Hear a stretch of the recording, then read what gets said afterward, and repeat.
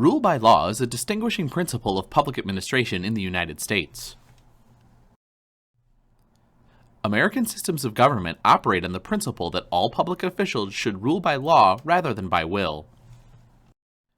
That means that decisions should be in accord with standards that are publicly deliberated upon and authorized by representative institutions or by the people directly through legally established processes.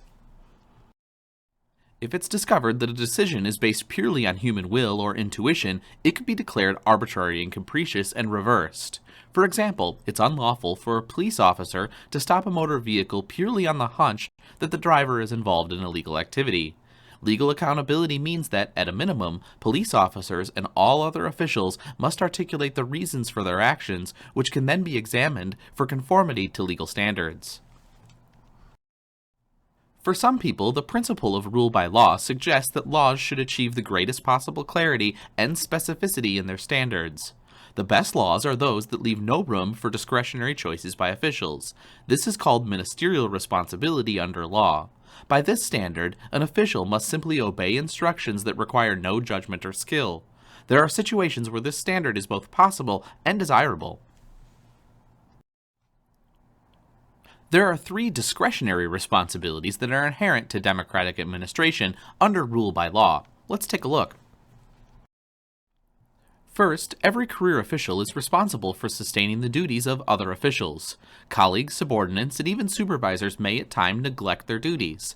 It is an implied responsibility of officials who discover this problem to find ways of restoring the errant official and proper exercise of duties. This requires discretion, not to usurp the other person's duties, but to include him or her to do their work properly. The second responsibility requires supporting the integrity of the policy formation process. Administrators should not actively promote their own policies. They may justifiably assist policymakers in a myriad of ways that reinforce policymaking capacity and fairness. This includes helping or inducing a legislative body to avoid undue vagueness or improper designations of power in its laws. It may also entail restraining overzealous programs without regard for resource capacity or assessments of feasibility. Political agendas can easily run beyond human and organizational capacities, and administrative officials bear responsibility for bringing realistic assessments and solutions to the policy-making table.